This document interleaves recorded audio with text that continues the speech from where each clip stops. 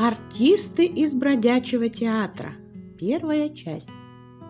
После неудачного ограбления Боб и Макс вели себя очень тихо и осторожно. На всякий случай решили примкнуть к театральной труппе, замаскироваться под актеров. Оба пришли к директору-режиссеру бродячего театра, гастролировавшего в их городе. Директор увидел двух парней с нестандартной внешностью, оглядел их с подозрением и спросил: «Вы кто такие?» «Мы новенькие актеры, хотим у вас работать». «А что вы играли? Какие роли у вас были?» «Мы грабители», — сказал Макс. «А еще мы разбойники», — добавил Боб. «Ну, на эти роли у меня уже есть актеры, а вот на роль бабушки и красной шапочки пока никого нет». Режиссер окинул взглядом Боба и говорит: «Вы будете бабушкой, то есть волком, который съест красную шапочку. А вы, — он посмотрел на Макса, — будете внучкой. Вечером будем давать представление на городской площади. А пока нужно порепетировать. Идите, читайте сценарий». Репетиция началась. Режиссер скомандовал: «Волк, вы проглотите бабушку, ляжете в постель и будете ждать, когда к вам зайдет красная шапочка, ваша внучка». Это не опасно? Я ее не смогу проглотить». «Боб, ты балбес! Это театр! Есть никого не нужно!» — сказал Макс. Репетиция закончилась. Все актеры дружно соорудили сцену для вечернего выступления и отправились в гримерную одевать костюмы и гримироваться. Боб и Макс тоже пошли переодеваться. Когда они одели на себя платья героев, Бобу было оно слишком тесное, а у Макса, наоборот, слишком короткое. «Что за костюмы? В них даже дышать тесно!» — обратился Боб с недовольством к режиссеру. Тот ответил: «Вы будете лежать в постели, и ничего не будет видно». Наступил вечер. Зрители заняли свои места на стульях и скамейках. Занавес закрыт. Все ждут начала. Режиссер обратился к новеньким и на всякий случай напомнил им их роли. Шапочка приходит к бабушке, волку, задает вопросы, волк отвечает.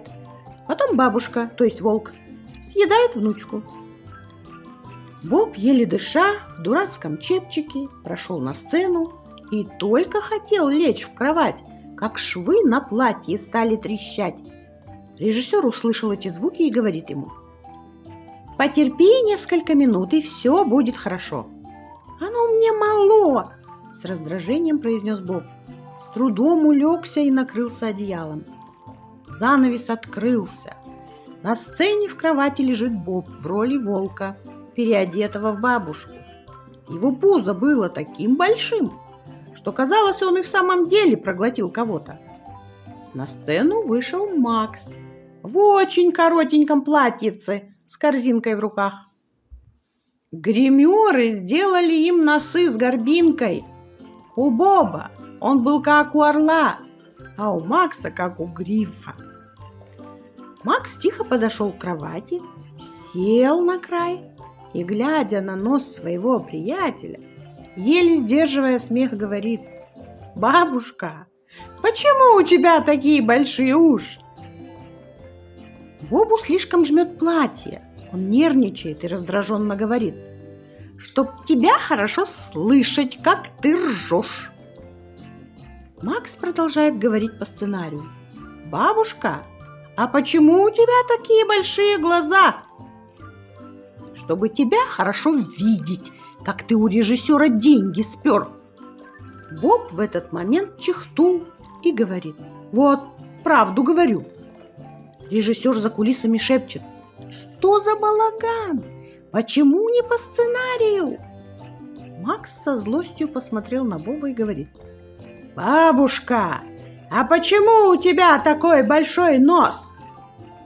Боб чуть приподнялся на кровати и громко как заорет: «Ты на свой посмотри, гриф долговязый!»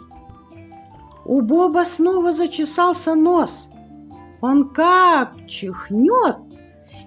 От этого его платье совсем разошлось. Тишина. Публика еще не поняла, что произошло. Режиссер, ожидая провала спектакля, взялся за голову. Немного погодя раздался взрыв смеха, потому что Боб поднялся с кровати и повернулся к зрителям спиной. Зрители смеялись, катаясь по земле.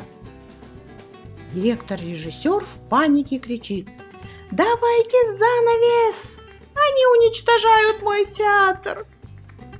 Один зритель крикнул: «Шапочка, беги! Тебя бабушка сейчас проглотит!» Боб и Макс бежали, а директор кричал им вслед: «Больше не попадайтесь мне на глаза!» Макс и Боб бежали со сцены прямо наутек, разбрасывая на ходу театральные костюмы и чепчики. Часть вторая. Борт 713 на автопилоте. После театральных приключений Боб и Макс сидели в своей штаб-хижине и беседовали друг с другом. «Ну, теперь я могу быть актером и играть на сцене», — с гордостью сказал Боб. Театр — это не мое», — утвердительно произнес Макс. «Мне по душе серьезные дела, а для этого нам нужны большие деньги». Боб повернулся к Максу. «Ну где их взять? Казну мы не ограбили, в театре ничего не заработали». Макс все так же задумчиво. «Нужно украсть что-то действительно большое», — он нахмурился. Боб с блеском в глазах: «О, я придумал! Самолет! Он большой, и денег за него много дадут». Макс чуть не поперхнулся от такой идеи. Потом задумался на секунду и говорит: «Ты с ума сошел? Мы даже на велосипеде не умеем ездить». «А что там уметь?» С взглядом знатока произнес Боб и добавил: «Крути себе руль, дави на педали, газ и тормоз».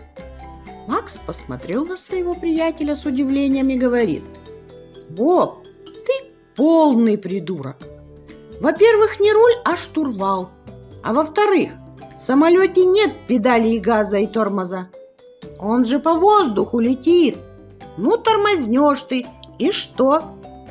Боб с полной уверенностью: «Я остановлюсь». «Ну, ты тупица. Ну, остановишься.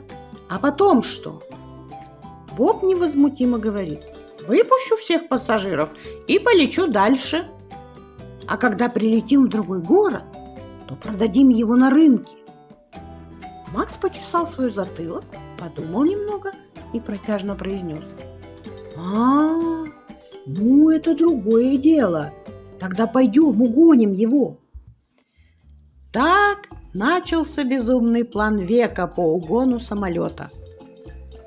Боб и Макс раздобыли где-то спецодежду с отражающими элементами, вырезали из картона лычки и погоны, сделали себе фальшивые бейджи и через служебное помещение, далее через багажное отделение проникли на перрон, где на стоянках стояло несколько воздушных судов.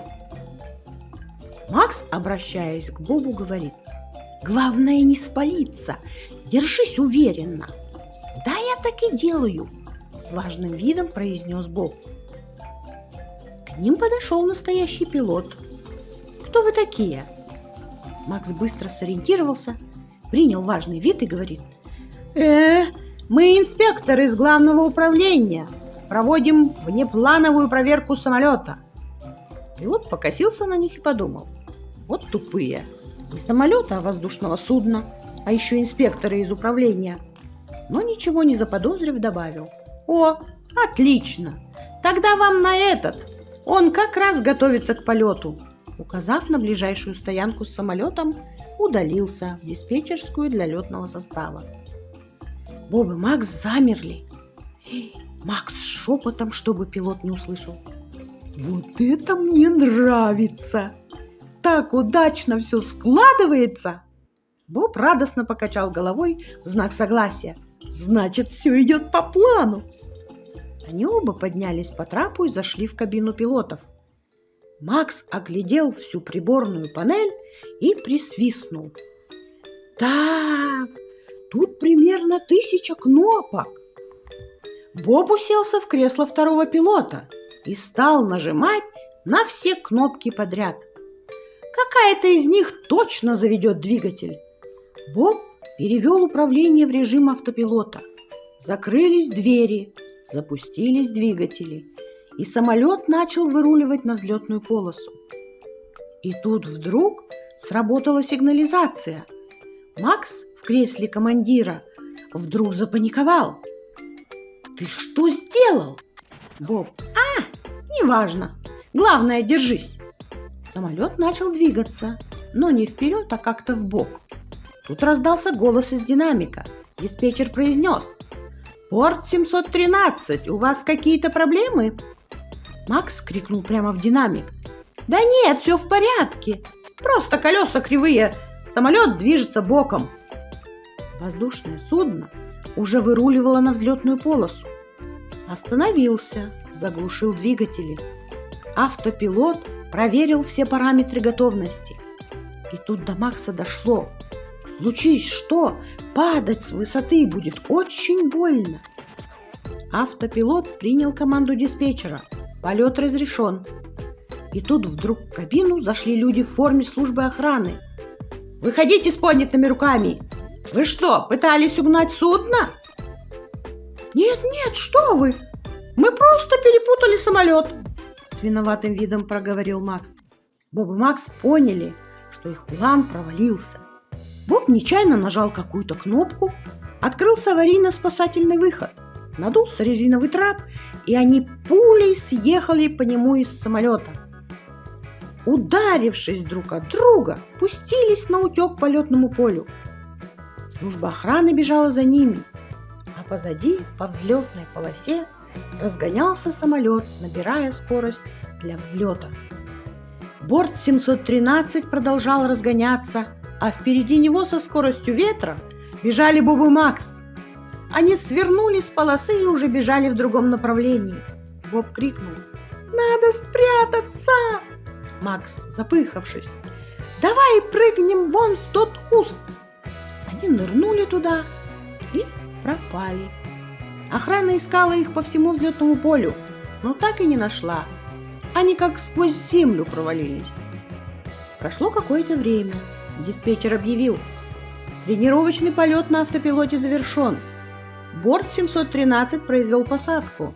Все прошло без аварий, никто не пострадал. Но он ошибался. Боб и Макс попали в канализационный люк, который был замаскирован под кустом. Домой они добирались окольными путями, так как от них исходил смердящий запах. Оба уже были дома. Макс вымылся и сидел в кресле. Его приятель принимал ванну с хвойной пеной. Когда Боб вышел из ванной комнаты, он подошел к Максу и спросил: «Макс, понюхай, чем от меня пахнет?» Тот понюхал и произнес: «Елочкой. Ну, под этой елочкой кто-то нагадил». Они, наконец, расслабились и тихо сидели. Макс, обращаясь к Бобу, сказал: «Я, кажется, понял, в чем была наша ошибка». Боб спросил: «Вы не взяли инструкцию по управлению самолетом?» «Нет», задумчиво произнес Макс.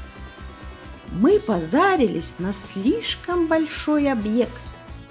Сначала мы научимся водить транспорт на земле, а уж потом полетим на самолете.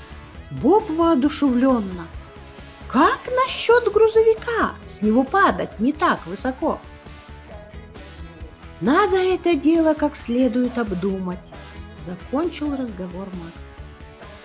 Так закончилось их неудачное похищение самолета. Продолжение следует.